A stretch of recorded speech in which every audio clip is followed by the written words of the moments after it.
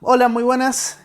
Muchas gracias por participar con nosotros. Mariela López Samper, licenciada y profesora en Geografía. ¿Sí? Muchas gracias por participar. Usted está dentro de nuestra sección del programa Palabra Autorizada. Así que bueno, que quería presentarse usted brevemente, por favor, para la audiencia.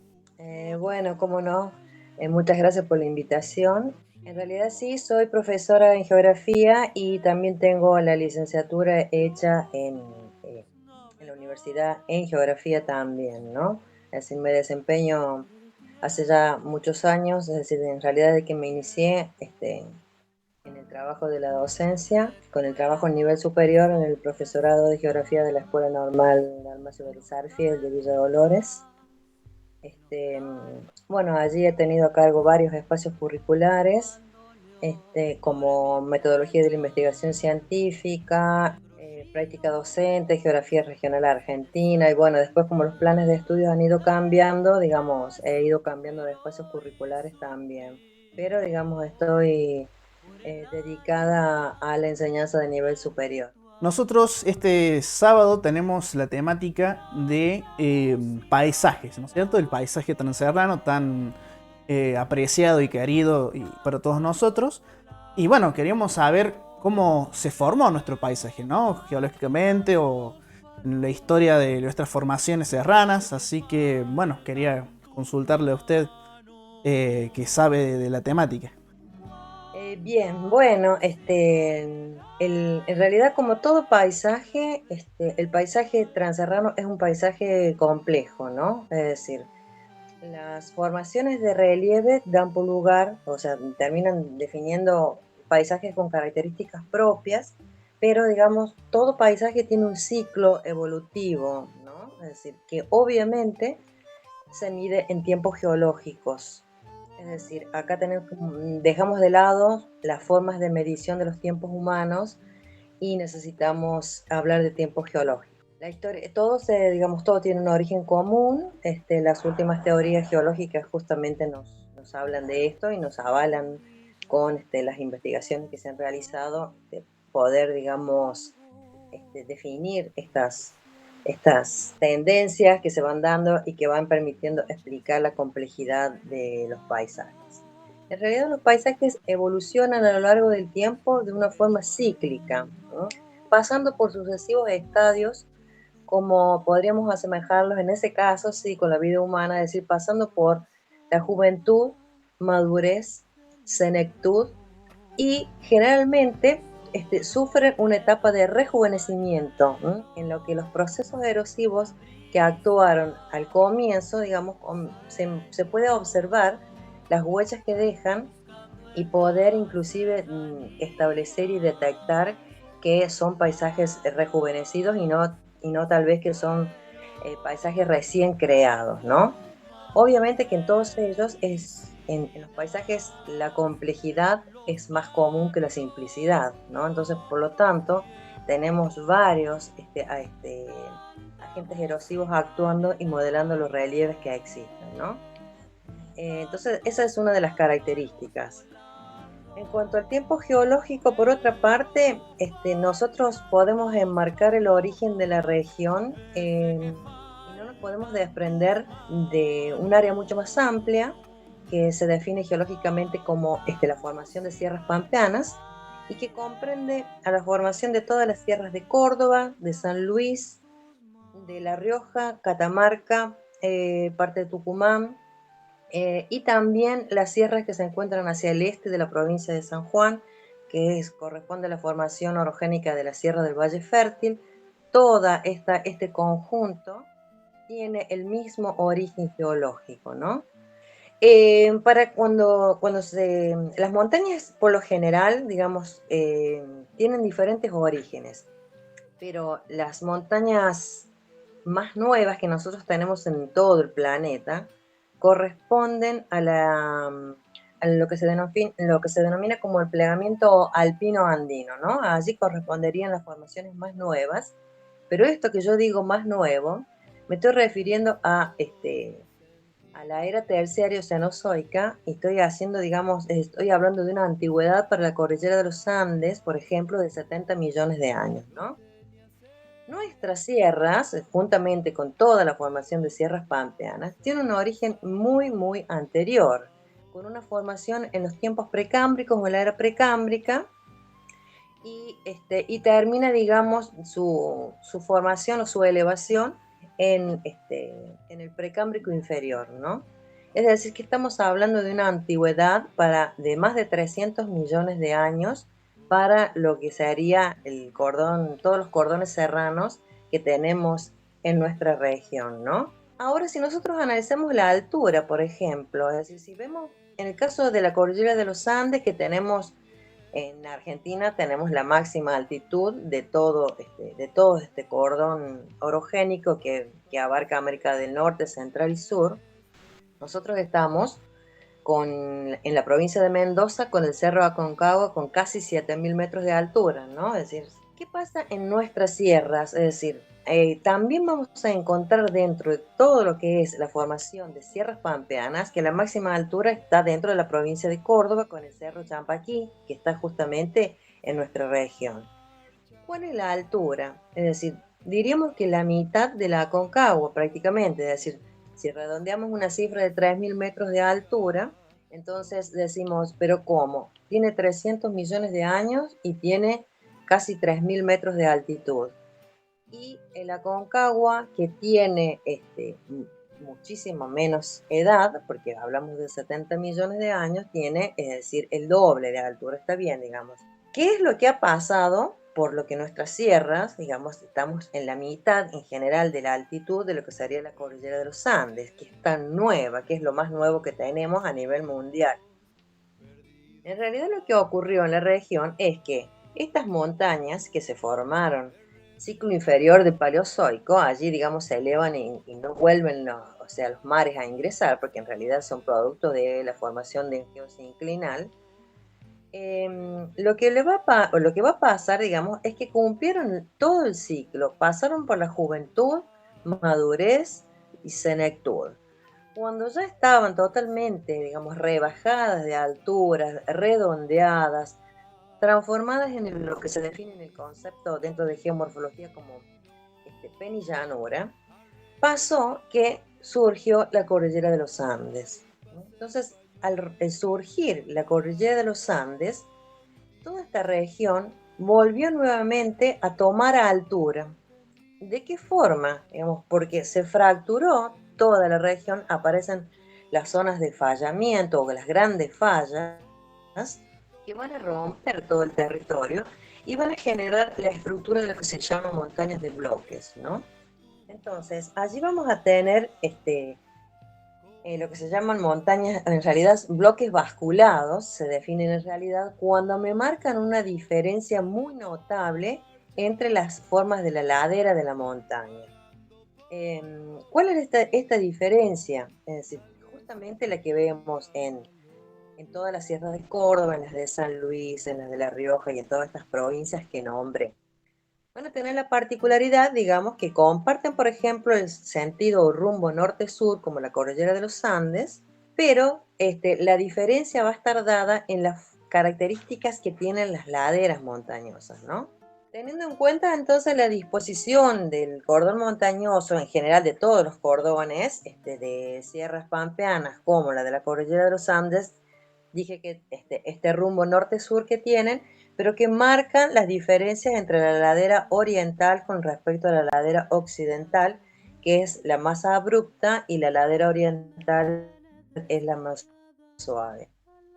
Esto ha llevado entonces a las denominaciones regionales que conocemos, y que le dan por nombre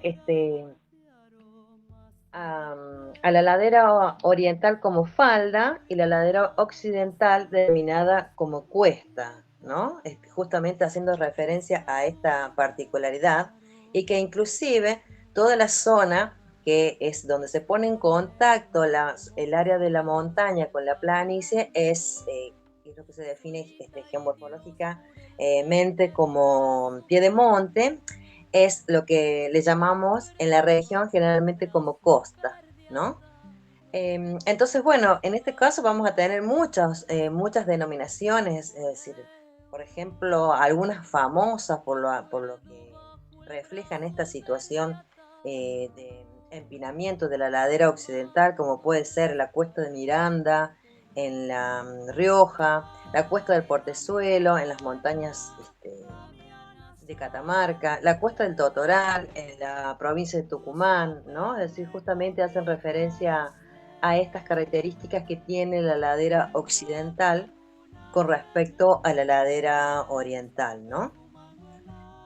Esto, digamos, este efecto de rejuvenecimiento que provocó en el terreno y en toda la región el surgimiento de la cordillera de los Andes, me va a dar esta particularidad y también, digamos, que eh, toda la formación de sierras pampeanas, es decir, aparezcan como islas, ¿no? Es decir, se las define como ínsulas en el mar, ¿no? Es decir, el mar, es decir, haciendo como sinónimo la planicie y la forma, digamos, y la altura que van a tomar todo lo que es la formación de sierras pampeanas, ¿no?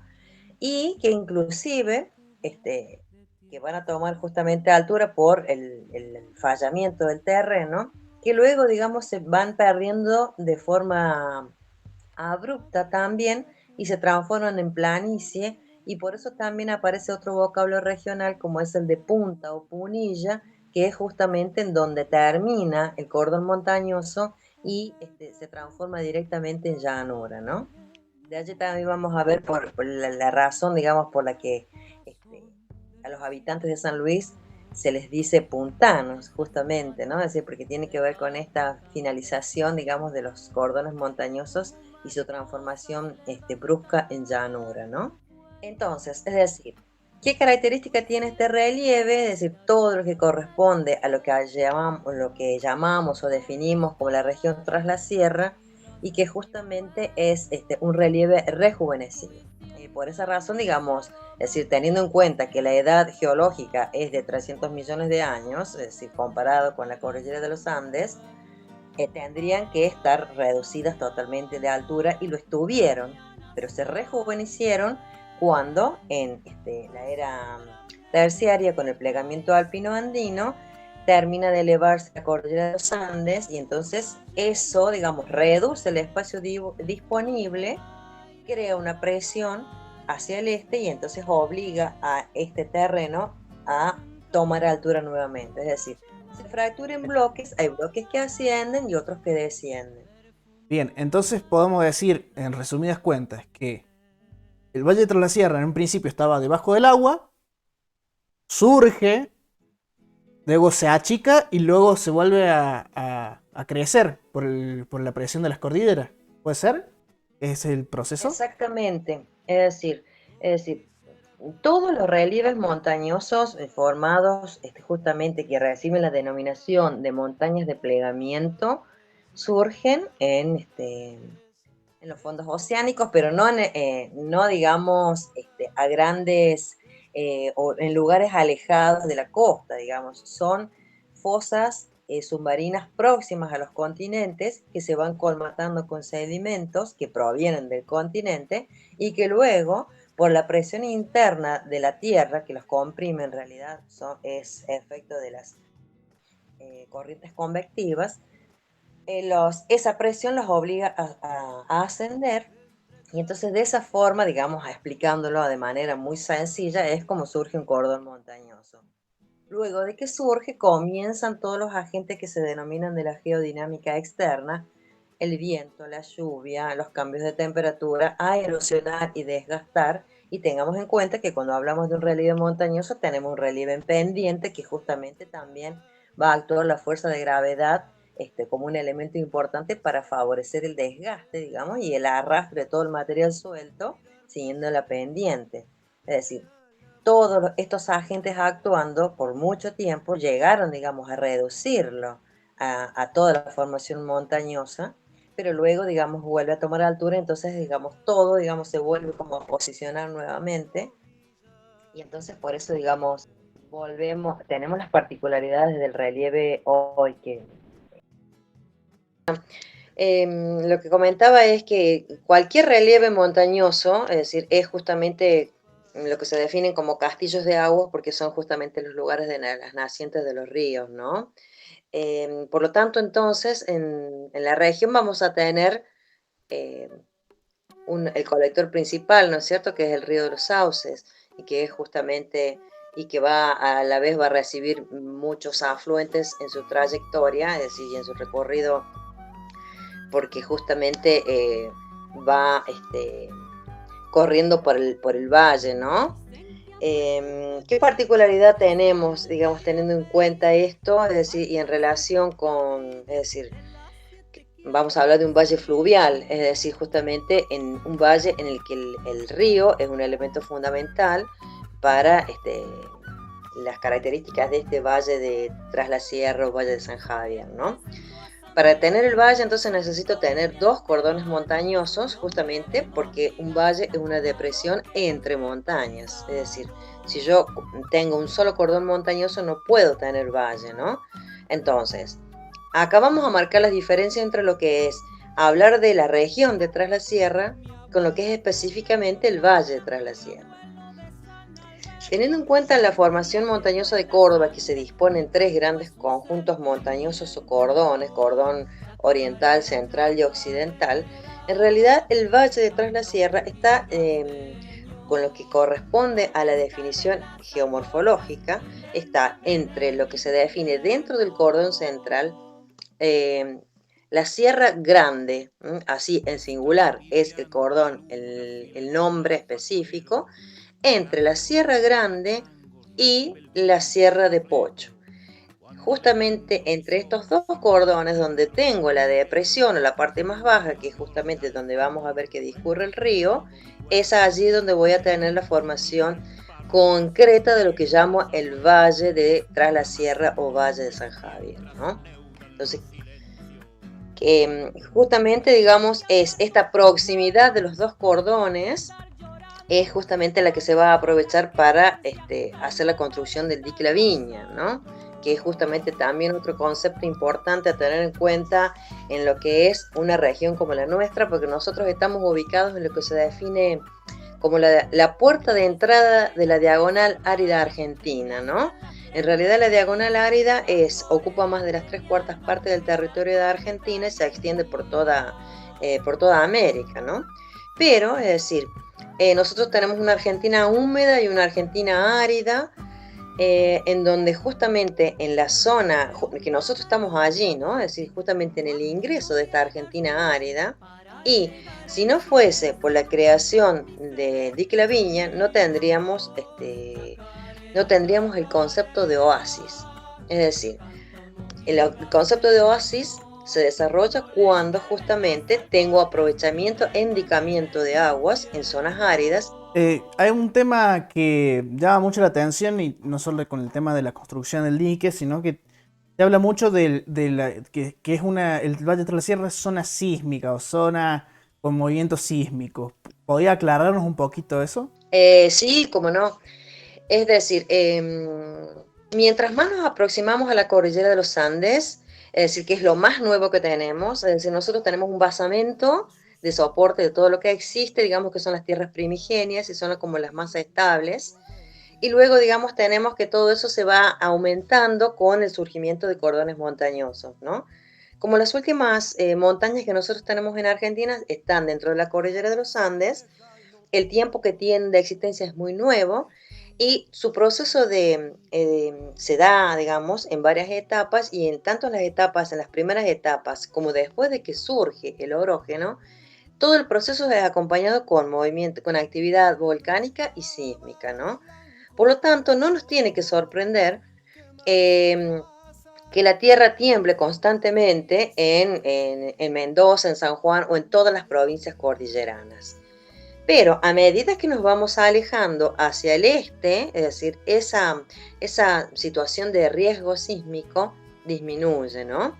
Entonces, nosotros en la región en la que estamos no podríamos decir que no tenemos riesgo sísmico, pero no, digamos, no seríamos, digamos, el coeficiente sísmico zonal es de grado medio, digamos, ¿no? Es decir, Es alto, bien en la zona que bordea la cordillera, está ingresando más o menos bien en una porción de la provincia de San Luis.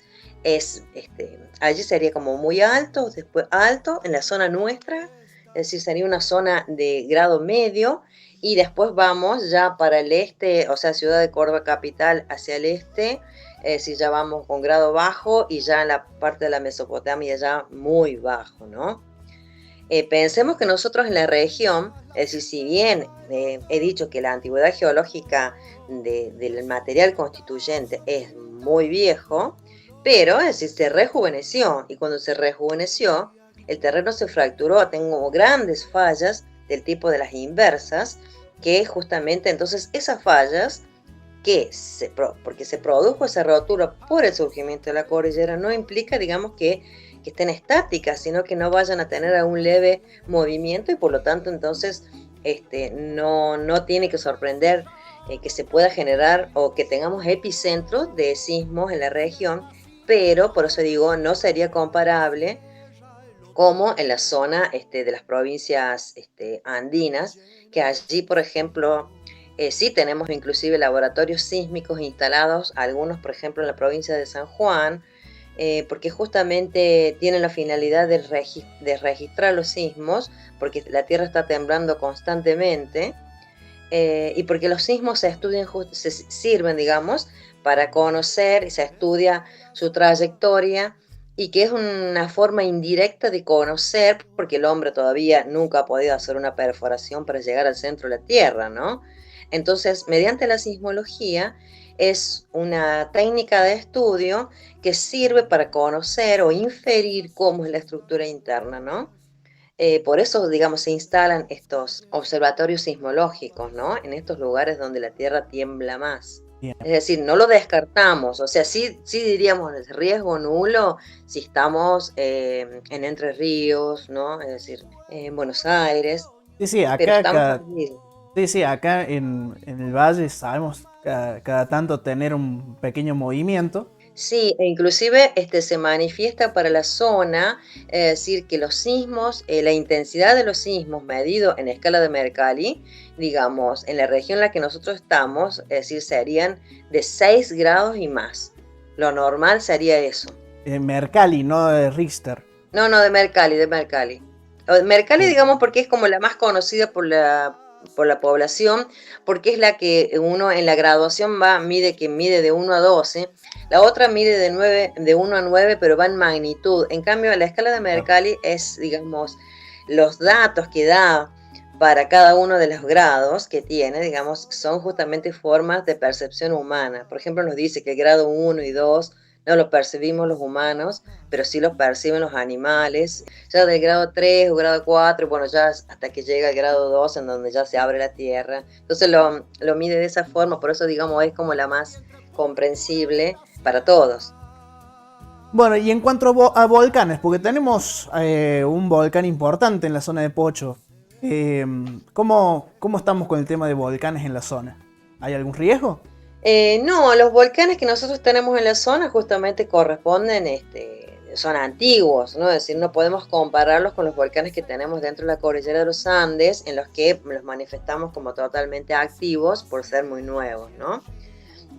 Es importante aclarar entonces que los volcanes que tenemos, es decir, como el Ciénaga, el Yerbabuena, el Poca, el Boroa, en realidad, digamos, son los restos de las figuras o de los conos volcánicos que quedan, ¿no? Es decir, desde el momento en que tuvieron una actividad significativa al momento en que todo el sistema serrano surgió como plegamiento. Ahora sí tenemos otras formaciones que tienen que ver con la actividad magmática, pero no necesariamente con la figura del cono volcánico. Y esto se corresponde con toda la formación de lo que llamamos el gran batolito de Achala, ¿no?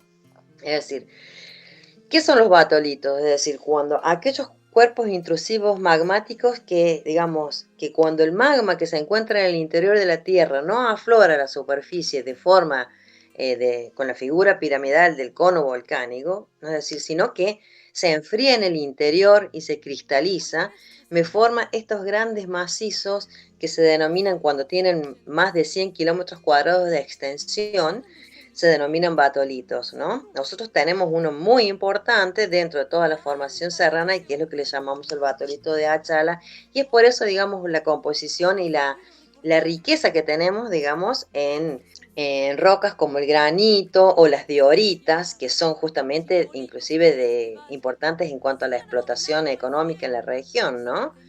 Y inclusive que nosotros lo podemos observar. Es decir, cuando nosotros cruzamos la sierra, es decir, ese color característico anaranjado que le vemos a la sierra, ¿no? O cuando miramos a los costados de la carretera, el brillo, es decir, que se ve, ¿no? Es decir, ahí tenemos los componentes del granito, es decir, el naranjado del feldespato, el brillo de la mica, ¿no? En los blancos del cuarzo, que justamente producto de esta mezcla es que por justamente un proceso intrusivo me termina formando el granito, ¿no? Es decir, que es justamente una roca que se forma cuando este magma no aflora a la superficie por la figura del cono volcánico, sino que se queda allí en la cámara magmática y se enfría y se cristaliza allí en profundidad. Y bueno, luego ha quedado al descubierto con esta rotura de los bloques, son precámbricos, ¿no? Es decir, con esta rotura de bloques que se produce cuando surge en el terciario de la cordillera de los Andes, y entonces, bueno, es decir, quedan nuevamente expuestos a la erosión y bueno, los podemos ver en muchas partes claramente, ¿no? Bien, entonces no hay magma, digamos, en los volcanes nuestros, de nuestra zona, sino No, que es el rastro, digamos, de que alguna vez tuvo actividad, pero ya no más. Sí. exacto, sí. Y otro dato importante también de aclarar es que el Champaquí es cerro, justamente una formación cónica que se distingue dentro del cordón montañoso, pero que no es volcán. Porque a veces también, digamos, la gente que accede y dice, no, pero tiene una lagunita allá arriba, pero no, es que como que es el cráter, pero no, no es un volcán. Los volcanes están allí, en esa región, dentro de Córdoba, y bueno, tenemos algunos también en la parte de Sierras Pampeanas de San Luis, pero acá, digamos, en el resto de los cordones no tenemos, dentro de la región, volcanes. Bueno, muchísimas gracias por su aporte, por explicarnos toda esta temática de cómo se formó el Valle de la Sierra, algunas cuestiones que fueron surgiendo y también varias cosas que nos ha desemburrado con respecto a nuestro valle y la formación geológica, geológica. Bueno, cómo no, sí, para mí ha sido un gusto. Es un placer hablar, digamos, de estos temas. Digamos, yo también tengo a cargo un espacio curricular dentro del profesorado que se llama justamente la Geografía Regional de Tras la Sierra y que surgió justamente por una necesidad, este, porque cuando se cambió en plan de estudios, hicimos una encuesta a los profesores ya egresados y les preguntamos acerca, digamos, de dónde ellos notaban sus falencias en la formación y ellos manifestaron que justamente no había una geografía detrás de la sierra, ¿no? Entonces, a partir de allí, en uno de los espacios institucionales que lo debíamos crear, el cuerpo de docentes, surgió esta idea entonces de hacer esta geografía detrás de la sierra. Y bueno, y es por eso, digamos, que todo mi conocimiento geográfico he tratado de encauzarlo y de profundizarlo dentro de que es el conocimiento de la región y porque además es el espacio donde uno vive, ¿no? Y bueno, como dice, ¿no? El eslogan, no se ama lo que no se conoce. Así que bueno, Muy para mí bien. es un gusto poder transmitirlo, ¿no? Bueno, se nota como lo ha explicado, que le gusta mucho la temática. Así que bueno, muchísimas gracias y bueno, estaremos comunicándonos en algún momento si nos surge alguna incógnita más, ¿sí? Le volveremos a molestar. Cómo no, cómo no. Lo que necesiten a su disposición. Muchas gracias. Muchas gracias.